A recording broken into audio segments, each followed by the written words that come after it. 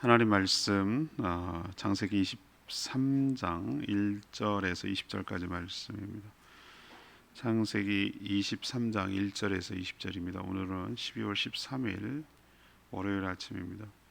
12월 13일자 본문 창세기 23장 1절에서부터 20절까지 말씀 교독하도록 하겠습니다. 사라가 127세를 살았으니 이것이 곧 사라가 누린 횟수라. 사라가 가나안 땅 헤브론 곧 기럇 아르바에서 죽음에 아브라함이 들어가서 사라를 위하여 슬퍼하며 애통하다가 그 시신 앞에서 일어나 나가서 헷 족속에게 말하여 이르되 나는 당신들 중에 나그네요 거류하는 자이니 당신들 중에서 내게 매장할 소유주를 주어 내가 나의 죽은 자를 내 앞에서 내어다가 장사하게 하시오. 헷 족속이 아브라함에게 대답하여 이르되 내 주여 들으소서. 당신은 우리 가운데 있는 하나님이 세우신 지도자이시니 우리 묘실 중에서 좋은 것을 택하여 당신의 죽은 자를 장사하소서. 우리 중에서 자기 묘실에 당신의 죽은 자 장사됨을 금할 자가 없으리이다. 아브라함이 일어나 그 땅 주민 헷 족속을 향하여 몸을 굽히고 그들에게 말하 이르되 나로 나의 죽은 자를 내 앞에서 내어다가 장사하게 하는 일이 당신들의 뜻일진데 내 말을 듣고 나를 위하여 수알의 아들 에브론에게 구하여 그가 그의 반머리에 있는 그의 막벨라 굴을 내게 주도록 하되 충분한 대가를 받고 그 굴을 내어 주어 당신들 중에서 매장할 소유주가 되게 하기를 원하노라 하매 에브론이 헷 족속 중에 앉아 있더니 그가 헷 족속 곧 성문에 들어온 모든 자가 드는 데서 아브라함에게 대답하여 이르되 내 주여 그리 마시고 내 말을 들으소서. 내가 그 밭을 당신에게 드리고 그 속의 굴도 내가 당신에게 드리되 내가 내 동족 앞에서 당신에게 드리오니 당신의 죽은 자를 장사하소서. 아브라함이 이에 그 땅의 백성 앞에서 몸을 굽히고 그 땅의 백성이 듣는 데서 에브론에게 말하여 이르되 당신이 합당히 여기면 청하건대 내 말을 들으시오. 내가 그 밭값을 당신에게 주리니 당신은 내게서 받으시오. 내가 나의 죽은 자를 거기 장사하겠노라. 에브론이 아브라함에게 대답하여 이르되 내 주여 내 말을 들으소서. 땅값은 은 400세겔이니 그것이 나와 당신 사이에 무슨 문제가 되리이까. 당신의 죽은 자를 장사하소서. 아브라함이 에브론의 말을 따라 에브론이 헷 족속이 드는 데서 말한 대로 상인이 통용하는 은 400세겔을 달아 에브론에게 주었더니 마므레 앞 막벨라에 있는 에브론의 밭 곧 그 밭과 거기에 속한 굴과 그 밭과 그 주위에 둘린 모든 나무가 성문에 들어온 모든 헷 족속이 보는 데서 아브라함의 소유로 확정된지라. 그 후에 아브라함이 그 아내 사라를 가나안 땅 마므레 앞 막벨라 밭 굴에 장사하였더라. 마므레는 곧 헤브론이라. 이와 같이 그 밭과 거기에 속한 굴이 헷 족속으로부터 아브라함이 매장할 소유지로 확정되었더라. 아멘. 오늘 사라의 죽음에 대해서 얘기하는데요. 사라가 127세에 죽었습니다. 그러면은 아브라함 나이는 137세, 10살 차이니까 그렇습니다. 아브라함은 몹시 슬퍼하다가 아내를 장례할 장지를 찾았습니다. 자신이 살고 있는 헷 족속, 그때는 가나안 여러 부족 중에 헷 족속이 있는 곳에 살았는데 거기 가서 매장할 매장지를 소유할 수 있게 해달라 요청을 했습니다. 헷 족속은 아브라함에게 좋을 대로 아무데나 택해서 장례를 치르라고 무상으로 제공할 의사가 있다고 얘기를 했으나 아브라함은 굳이 몇 차례나 걸쳐서 값을 정당하게 치르고 땅을 산 후에 매장하겠다고 고집을 합니다. 그리고 모든 사람이 보는 가운데 마므레 막벨라에 있는 에브론 사람의 밭을 사서 거기에 포함된 굴 속에 장사를 지내는데 상인이 통용되는 당시 화폐 기준으로 은 400세겔을 주고 자기 소유주로 삼고 거기에 아내 사례를 장래 지냈다, 이 얘기를 구체적으로 한정을 하려면서 하는 거예요. 이게 왜 그런지 이제 이따 설명하겠는데, 오늘 질문 이겁니다. 사라의 장래를 통해서 얻는 교훈은 무엇입니까? 사라의 장래를 통해서 얻는 교훈은 무엇입니까? 이것이 오늘 질문입니다. 먼저 1절에서 4절까지 말씀입니다. 성도는 나그네의 삶을 살아야 할 줄로 압니다. 나그네의 삶을 살아가는 것이에요. 아브라함의 아내 사라가 127세를 살고 아브라함보다 먼저 죽었어요. 근데 1절에 보면 이것이 사라가 누린 횟수라고 그랬습니다. 하나님의 구원받은 택한 백성이라도 영원히 살진 않아요. 여기서 살진 않아요. 천국에서 영원토록 살게 될 줄로 압니다. 이 땅은 유한해요. 그리고 저는 이 표현이 너무 좋아요. 누린 횟수가 127세. 인생이 뭐 불교에서는 고해니 뭐니 이렇게 얘기해요. 맞아요. 힘든 것도 있어요. 그렇지만 우리가 태어나서 살아가는 모든 것들은 하나님이 주신 기회이며 축복인 줄로 믿습니다. 빛도 못 보고 죽었고 태어나지도 않았다면 난 거듭나지도 않았고 내 삶은 없는 거예요. 영생이라는 건 없는 거예요. 태어났기 때문에 예수 그리스도를 믿고 영접해서 거듭나서 천국과 영생이 있는 건 아니겠어요? 그리고 하나님께서 우리가 거듭나서 예수 그리스도를 믿게 되면 이 땅에 힘든 일도 있고 어려운 일도 있고 고난도 있고 여러 가지 어려운 일이 있지만 또 때로는 하나님께서 주시는 은혜가 커요. 그래서 이 누린다는 표현을 참 저는 좋은 표현 같아요. 누린다. 맞아요. 인생은 누리는 것이고요. 사는 만큼 누리는 축복인 줄로 믿습니다. 괴롭다, 힘들다, 죽을 것 같다, 죽지 못해 산다. 이건 정말 하나님이 생명을 주신 하나님에 대한 도전이고 그건 정말 하나님에 대한 뭐라 그럴까? 무례함이에요. 무례함. 아무튼 믿는 성도도 때가 되면 죽는다는 거 우리가 늘 기억하고 살아갔으면 좋겠습니다. 하나님은 아브라함의 믿음을 보시고 그의 의를 여겨주셨어요. 의로운 자만 하나님이 계신 하늘나라에 들어갈 수가 있어요. 그렇지만 이 세상의 삶은 천국이 아니에요. 천국에서 영원히 사는 것을 생각하면 이 땅에 살아가는 삶은 아주 잠깐입니다. 잠깐.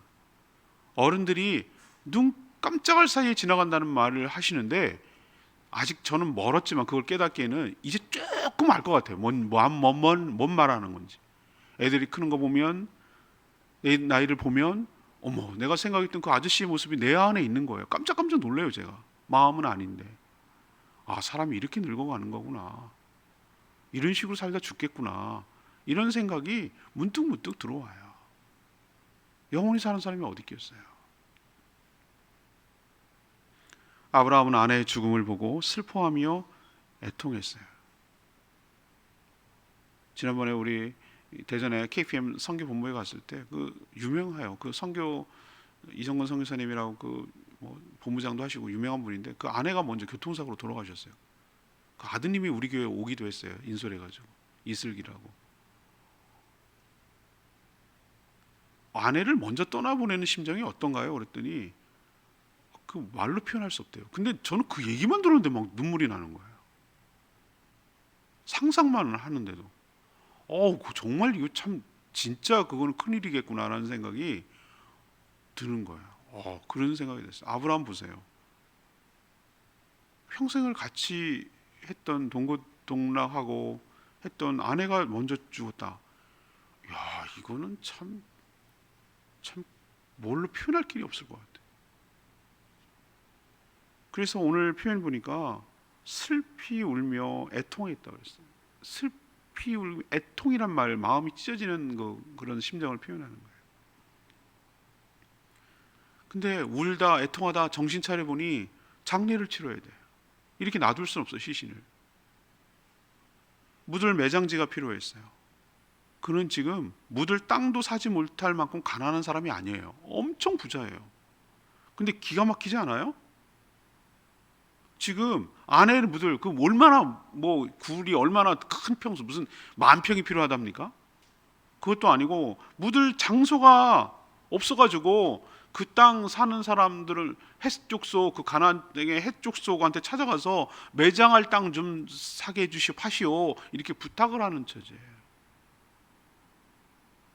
오늘 4절에 보면 아브라함이 뭐라고 그랬어요? 나는 당신들 중에 나그네요, 거류하는 자오니, 이런 표현을 쓰고 있어요. 이건 굉장히 겸손한 표현이지만 이게 사실이에요.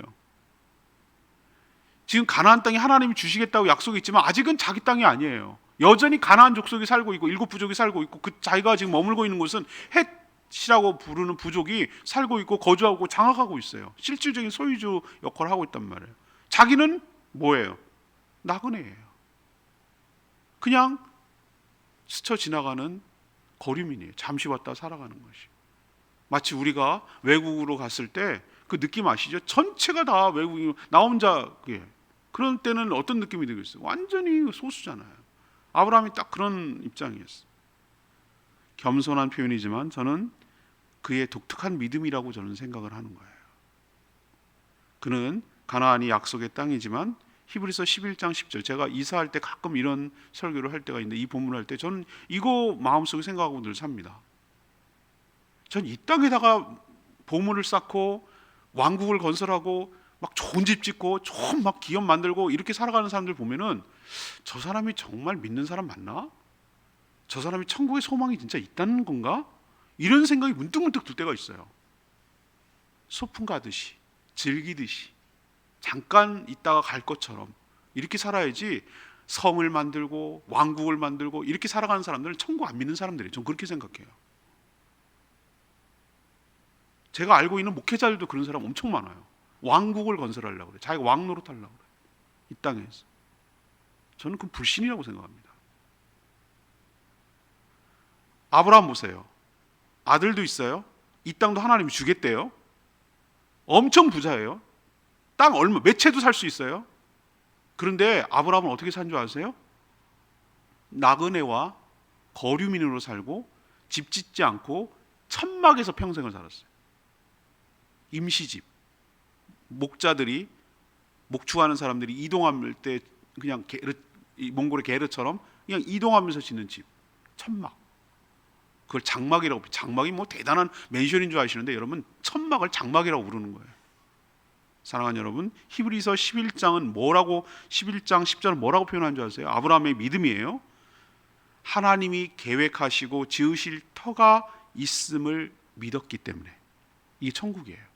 믿었기 때문에 그 모든 조건이 다 갖춰져 있음에도 불구하고 그는 나그네와 행인의 삶, 나그네와 거류민의 삶, 잠시 왔다 갈 인생으로 생각하고 천국을 바라보며 천국을 소망하며 살아간 줄로 믿습니다.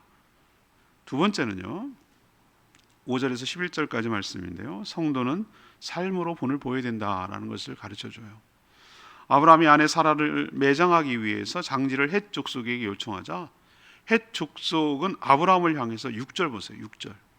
당신은 우리 가운데 있는 하나님이 세우신 지도자입니다. 보이세요? 누가 누구에게 하는 말이에요? 헷 족속이 아브라함, 매장지를 찾고 있는, 아내 매장지를 찾고 있는 아브라함에게 하는 소리예요. 그리고 하는 말이, 당신이 원하는 곳은 어디든지 택해서 장사하십시오 라고 대답하고 배려를 해줘요. 이런 파격적인 배려가 어디 있습니까, 세상에? 거꾸로 해볼까요? 우리가 여기 제주도에 살아. 우리 땅이야. 근데 외국인 노동자가 여기 왔어. 자기 아내 죽었대. 본국으로 못 돌아가니까 나 아내 땅 묻을 땅 좀 주십시오 라고 하면 여러분 주겠어요? 쉽지 않습니다. 쉽지 않아요. 그런데 이 헷족속이 하는 말이 저는 정말 은혜가 됐어요. 원하는 곳은 어디가 됐든 무상으로 제공하는 거예요. 이 사람들이 하나님을 믿는 사람들입니까? 아니에요. 안 믿는 사람들이에요. 그렇다면 이 아브라함이 헷족속 사람에게, 헷족속 사람들에게 어떤 존재인지를 이 말 속에 담겨 있잖아요. 그리고 아브라함이 어떻게 살아왔는지를 이 한마디로 확실하게 알 수 있잖아요. 여러분 느끼지 않습니까? 이 말 속에 이들은 하나님을 믿지도 않은 이방인들인데 그들의 입에서 이런 말이 나왔다, 이런 말을 했다는 것은 아브라함이 그들에게 뭐 했다는 거예요? 엄청나게 선대했다라는 뜻이기도 하고, 또 뭘 보여줬냐면은 이들이 보기에도 하나님이 아브라함이 하나님과 함께하며 함께 살아가고 있고 하나님의 축복을 받아 사는 사람이라는 것이 느껴졌다는 거예요. 믿어졌다는 거예요. 우리의 지도자입니다. 어머 세상에, 지네가 지도자지 왜 나그네가 지도자야? 그렇잖아요. 그런데도 우리의 지도자십니다. 하나님이 함께 하시는 하나님의 지도자이십니다. 이렇게 말하는 거 보면은 아브라함 잘 산 거예요.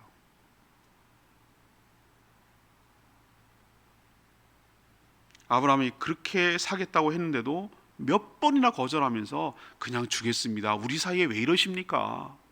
원하시는 거 가져가십시오. 괜찮습니다라고 몇 차례나 사양하면서 그냥 가지시라고. 우리 그 사이가 그런 사이가 아니지 않습니까? 라고 계속 얘기하는 거 보면 이 사람들이 그냥 인쇄치레로 하는 말이 아니라 진심이라는 것을 알 수가 있어요. 전 이 말 속에서 엄청 도전이 되고 엄청 부끄러울 때가 많이 있어요. 나는 세상 사람들에게 어떻게 비춰지지? 저 목사님은 안 믿는 사람 얘기예요. 믿는 사람들은 다 뭐 그냥 속이 어떨지 몰라도 겉으로는 목사님 그러잖아. 그거가 진심이 아닐 수도 있단 말이죠. 근데 안 믿는 사람, 교회 상관없는 사람, 아무 사람 나랑 뭔 상관이 있어? 막대로 자기가 얘기하죠. 얼마나 욕할까요? 욕하는 거 많이 들었어요. 저도 들으라고 하더라고. 심한 욕도 하더라고. 근데 하나도 안 믿는 사람, 하나님을 믿지도 않는 사람, 그런 사람이 저 목사님은 정말 달라, 얘기가 되는 분이야, 저분은 믿을만해 라고 한다. 그러면은 헛산 게 아니에요. 그럼 그렇게 살아야 돼요. 그게 성도의 삶이, 아브라함의 삶일 뿐만 아니라 우리 성도의 삶이어야 할 줄로 믿습니다. 이런 면에서 제가 부끄럽다는 거예요. 그리고 엄청 도전이 되는 거예요. 정말 잘 살아야 되겠다. 근데 이건 저도 해당되지만 우리 모든 믿는 사람들이 다 해당되는 일일 줄로 믿습니다. 왜 교인들이 욕을 먹습니까? 왜 교회가 욕을 먹습니까? 그 사람들이 딱 이유는 하나예요. 왜 너네는 믿는 것처럼 안 살아? 너네는 왜 예수님처럼 안 살아? 그러면서 왜 우리 보고 믿으라고 그러고 살라고 얘기해? 이것 때문에 화가 나는 거예요. 내가 손해보고, 내가 져주고, 내가 배려해주고, 내가 도와주고, 이렇게 살 때 해족속이 아브라함에게 했던 말처럼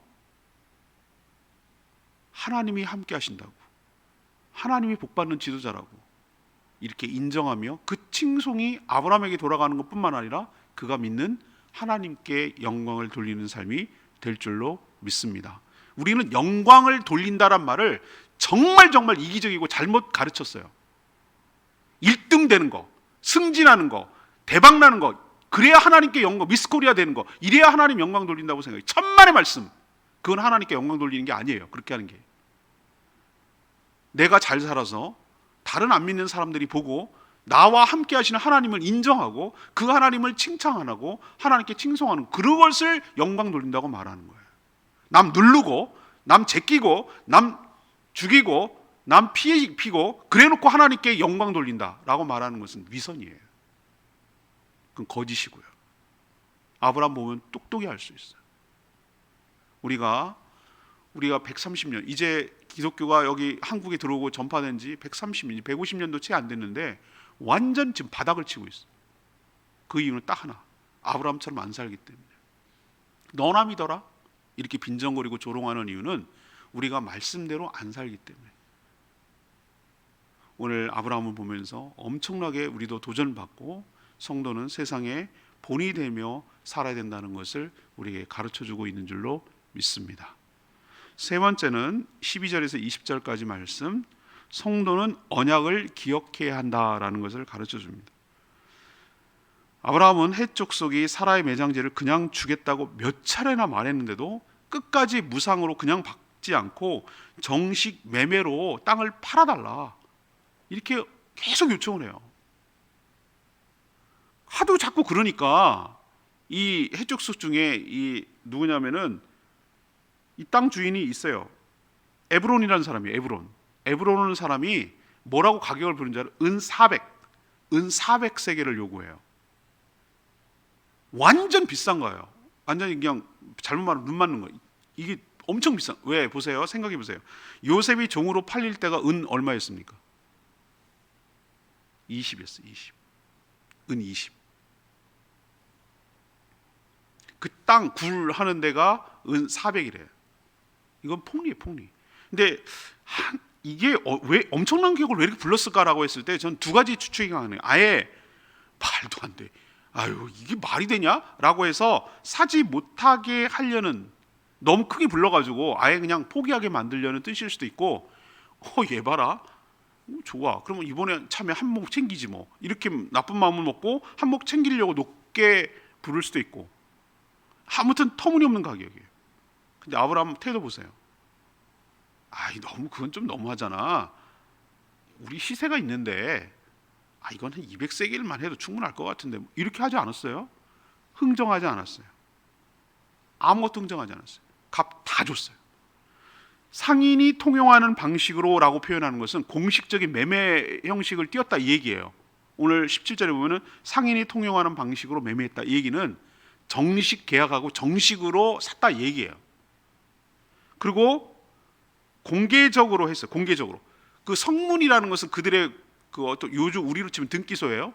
모든 사람들이 다 증인이 보는 가운데 그 땅을 소유했다는 것을 공인받으려고 이 모든 활동을 한 거예요. 왜 이렇게까지 했을까요? 아브라함 왜 이렇게까지 살려고 합니까? 자기 소유로 삼으려고 하죠.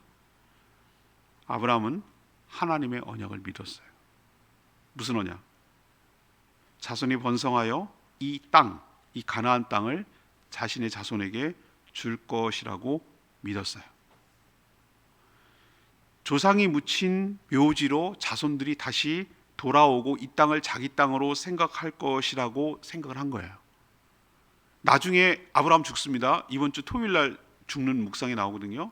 먼저 사라가 죽는 거예요. 그래서 아브라함 시대가 종결되는데, 이 막벨라 굴, 이 굴 해쪽 속에 있는 이게 나중에 헤브론이라는 이름으로 바뀌어요. 이스라엘 지명으로 헤브론이 굉장히 중요한 지명이거든요. 여기에 뭘 꽂느냐면 깃발 꽂는 거예요. 깃발 꽂는 거 여러분 아시죠? 예, 우리 땅이라고 뭐 하냐면은 한 평 땅이라도 깃발을 꽂고 여기 교두보를 자손들이 이 땅을 하나님의 약속의 땅으로 여길 만큼, 시조의 땅이니까. 제가 얼마 보니까 이재명 씨가 경주시 무슨 뭐 알평 어쩌고 저쩌고 거기 갔다고 하더라고. 제가 경주시예요. 거기가 시조가 거기 있다는 거예요. 거기서 시작을 했다는 거죠. 그거 보세요. 가면 거기 가서 제사를 드리잖아요. 그 경주시들 찾아가가지고 거기서.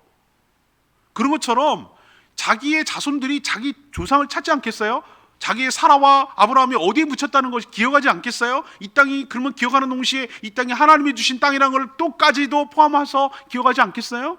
그걸 시작하려면 여기다 꽂아놔야 돼. 이 땅이 그냥 무상으로 받아서 해적 속 땅이 아니라 내가 돈 주고 정식으로 산 땅, 이 땅 내 땅이다, 너희들 땅이야 라는 것을 사라와 아브라함 자기가 거기에 묻힘으로 인해서 이 땅을 언약의 땅으로 확보하려는 그런 깊은 의도가 있는 거예요. 그러니까 이렇게 굳이 비싸게 하면서까지 사는 거예요.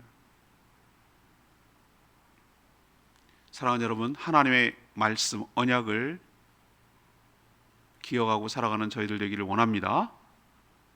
천국은 마치 밭에 감추인 보화와 같으니 모든 걸 다 팔고 그 보물을 소유하는 것이에요. 사랑하는 여러분, 이 땅의 모든 것을 내어주고 천국을 소유하는 저와 여러분 되기를 원합니다. 비교할 수 없을 정도로 좋으니까. 천국의 보화를 쌓는 것이 안 없어지는 것이니까. 영원히 천국에서 남을 것만 행하십시오. 어려운 사람들 도와주고 나눠주고 베풀고 친절하고 자비를 베풀고 긍휼을 베풀고 교회를 섬기고 생명을 살리는 일에 힘쓰십시오. 이것만 남습니다. 내가 뭘 먹었는지, 뭘 어디서 무슨 일을 했는지, 어디 여행 갔다 왔는지, 돈이 얼마를 벌었는지 하나도 남지 않습니다. 그런 건 하나도 남지 않습니다. 천국의 보화를 쌓는 지혜로운 청지기로 살아가는 저와 여러분 되기를 소망합니다. 6절에 있는 말씀이 레마의 말씀. 내 주여 들으소서. 당신은 우리 가운데 있는 하나님이 세우신 지도자시니 우리 묘실 중에 좋은 것을 택하여 당신의 죽은 자를 장사하소서. 우리 중에서 자기 묘실에 당신의 죽은 자 장사함을 금할 자가 없으리이다. 복음은 말로 전하지만 삶으로 입증돼요. 해쪽 속은 자기들 가운데 거류민으로 들어온 아브라함의 삶을 오랫동안 지켜봤을 거예요. 그리고 그가 하나님의 사람임을 깨닫게 됐을 거예요. 그들이 하나님이 그에게 복을 주시고 그와 동행하고 있음을 그대로 알아챘을 거예요. 하나님이 주신 지혜로 자신들을 이끄는 자라고까지 인정하게 이르렀어요. 그러니 묘지를 무상으로 주는데 아무도 막지 않을 것입니다. 누구라도 그렇게 할 겁니다. 마음대로 좋은데 고르십시오라고까지 제안을 하는 사람으로 됐어요. 제가 제주도에 처음 오니까 첫 질문이 뭔지 아세요? 여기 얼마 계실 거예요? 이거였어요. 선교는, 목회는 영이 뼈를 묻고 이 사람들과 같이 살다가 죽을 각오를 해야 마음을 열고 따르고 신뢰하게 될 줄로 안다. 그때 깨달았어요. 그래서 농담삼아, 농담이 아니라 진심입니다. 지금 인생을 알 수 없지만 양지 공원에 가서 화장하세요.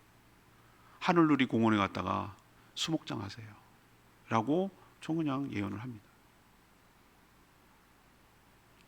사랑하는 여러분, 신뢰를 얻는다는 거, 저 사람과 평생을 같이 도모한다라고 생각하는 거, 이게 굉장히 중요한 믿음을 줘야 되는 것인데 아브라함은 이방인인 해쪽 속에까지 이런 신뢰와 믿음을 줬다는 거, 우리에게 엄청난 도전을 주고 있음을 여러분 기억하시기를 바랍니다. 오늘 말씀 붙들고 기도하기 전에 찬양집 472장입니다. 찬양집 472장 부르고 기도하겠습니다.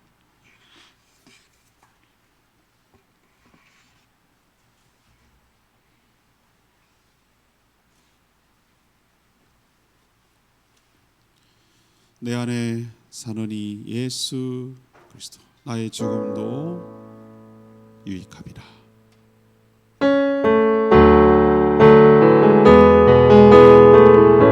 내 안에 사느니 내 안에 사느니 예수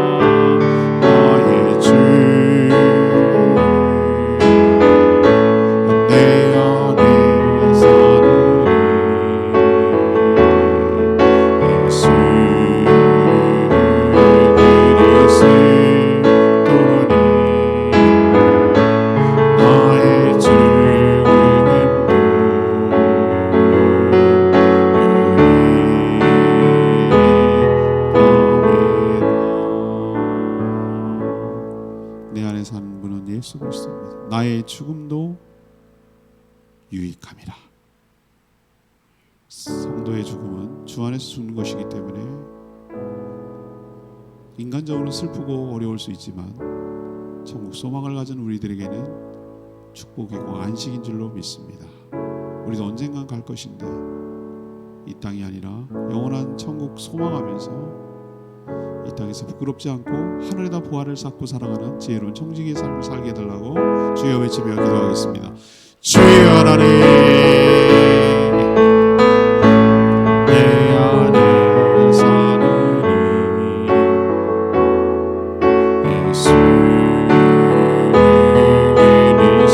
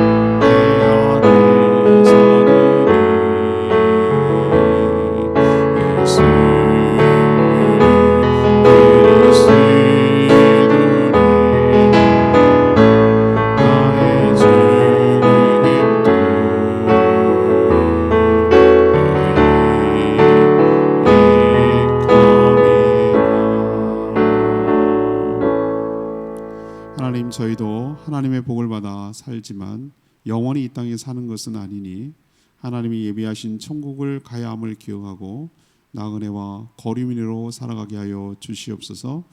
이 땅에 사는 동안 하나님의 말씀에 순종함으로 하나님과 동행하게 하시고 하나님의 축복의 통로로 쓰임 받아 주변을 복되게 하여 주시옵소서. 믿지 않은 사람조차도 우리를 하나님이 함께하는 그런 하나님의 사람임을 인정하도록 함부로 살지 않게 하여 주시옵소서. 우리의 모든 삶이 하나님의 언약의 근거에서 살게 하시고 하나님의 말씀대로 될 것을 믿고 준비하며 살게 하여 주시옵소서. 오늘도 간구하는 모든 기도 주님께서 응답하여 주시고 주님과 동행하는 복된 하루 되게 하시며 아브라함처럼 모든 주변 안 믿는 사람조차도 인정할 수밖에 없도록 삶의 본이 되며 나누고 베풀며 섬기며 살아가게 하여 주시옵소서. 하나님의 복을 받으니 인색하지 않도록 은혜를 베풀어 주시옵소서. 이 한 주간도 주님의 은혜 가운데 살기를 바라고 또 추위에 어려움 겪지 않도록 우리 성도들의 삶을 보살펴 주시며 그 하는 모든 일터와 직장 생업 위에 축복하시고 자녀들도 강건하게 잘 자라도록 은혜를 부어 주시옵소서. 이제 올해가 얼마 남지 않았는데 한 해를 잘 마무리하고 새해를 준비하도록 은혜를 부어 주시옵소서. 감사드리며 예수 그리스도의 이름으로 축복하며 기도합니다. 아멘. 오늘 하루도 이 한 주간도 주님의 은혜 가운데 살기를 축복합니다. 충분히 기도하고 하루 시작합니다. 오늘 CBS 생방송합니다. 문자 많이 보내주세요.